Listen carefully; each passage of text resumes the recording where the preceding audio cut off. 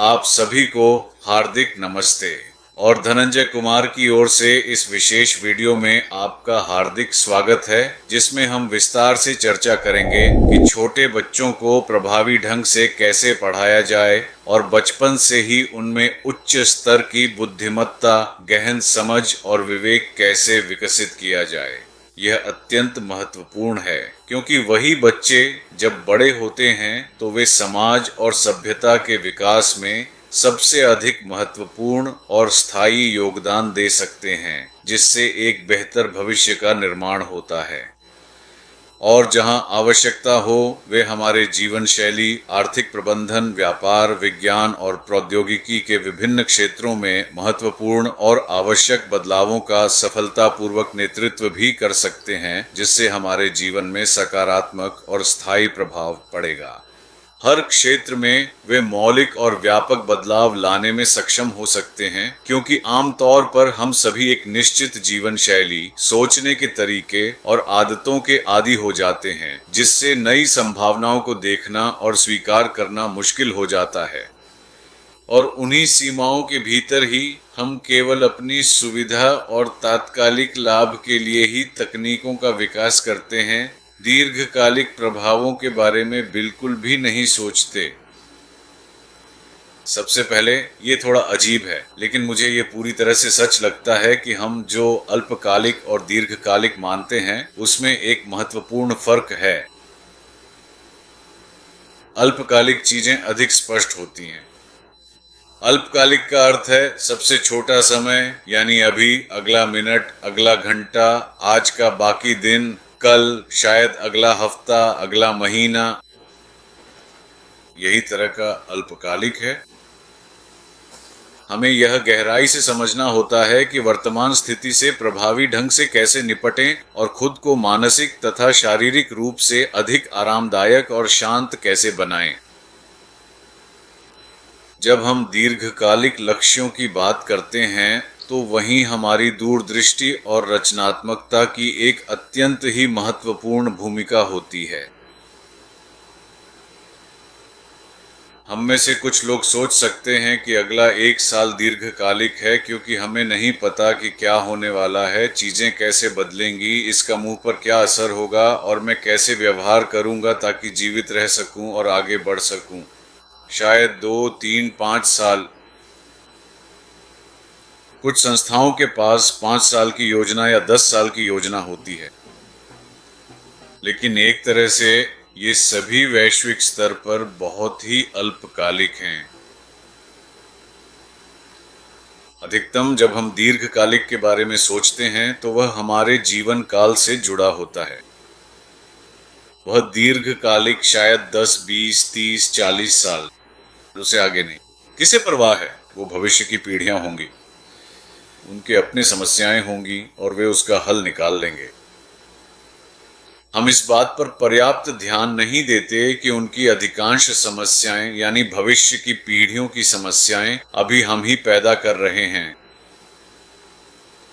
और शायद इसी तरह वे हमें जानेंगे या वे हमारे बारे में यही सोचेंगे कि हमारी पिछली पीढ़ियों ने हमारे लिए ये सारी समस्याएं पैदा की जिन्हें हमें हल करना है, और हम स्वतंत्र रूप से नए विकल्प और निर्णय लेने में असमर्थ हैं ताकि कुछ नया बना सकें। तो इसे ध्यान में रखते हुए मैं आपको यह दृढ़तापूर्वक सुझाव दूंगा कि कृपया इस विशेष YouTube चैनल पर अवश्य जाए, जहां हमने पहले ही 400 से भी अधिक विस्तृत और ज्ञानवर्धक वीडियो बनाए हैं। और यह उल्लेखनीय है कि इन सभी वीडियो में से लगभग हर एक वीडियो बुद्धिमान और सफल बच्चों को सही ढंग से पालने के लिए अत्यंत प्रासंगिक और उपयोगी जानकारी प्रदान करता है।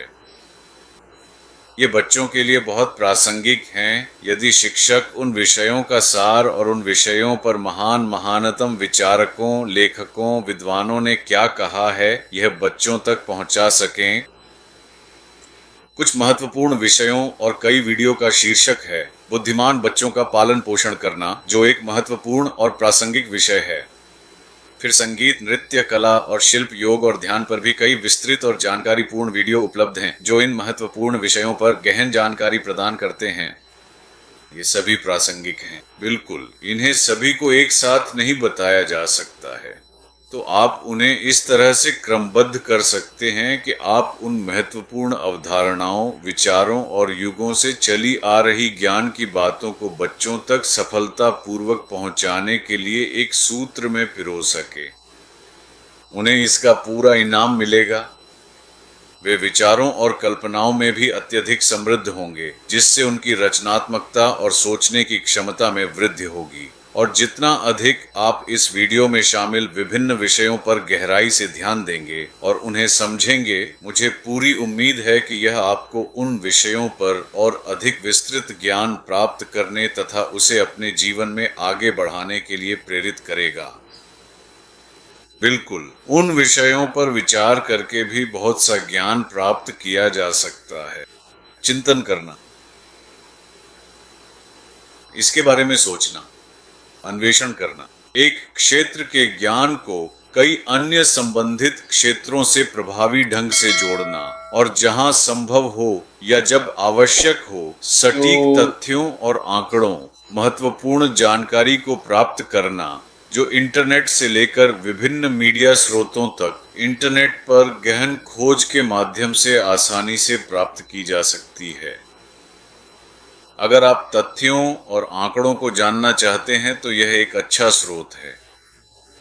कुछ बातें जो आपको नहीं पता या आपको याद नहीं है, आप अपनी याददाश्त ताज़ा करना चाहते हैं या अतिरिक्त जानकारी प्राप्त करना चाहते हैं, तो वे निश्चित रूप से आसानी से उपलब्ध हैं। सभी नहीं, लेकिन अधिकांश जो उपलब्ध है वह उपलब्ध है। मानवता के लिए जो उपलब्ध है उसका अधिकांश हिस्सा इंटरनेट पर उपलब्ध है, तो इसका उपयोग करें। लेकिन गहरा और विस्तृत ज्ञान जहां बहुत ही कम लोगों ने वास्तव में ध्यान दिया है या खुद को पूरी तरह से व्यक्त किया है, वहां शायद आपको निश्चित रूप से अधिक प्रयास करने की आवश्यकता होगी। जैसा कि मैंने पहले के एक वीडियो में ज्ञान के विभिन्न क्षेत्रों को आपस में जोड़ने के बारे में विस्तार से बताया था। तो इन तरीकों के साथ जो उपलब्ध हैं, जो बनाए जा सकते हैं, कृपया न केवल खुद सीखें, बिल्कुल यह एक अत्यंत महत्वपूर्ण पूर्व आवश्यकता है, बल्कि अपने बच्चों को भी सिखाएं। अपने ज्ञान और बुद्धिमत्ता को बच्चों के साथ साझा करें और वे इसके लिए आपको धन्यवाद देंगे। सुनने और देखने के लिए धन्यवाद और जल्द ही फिर मिलेंगे।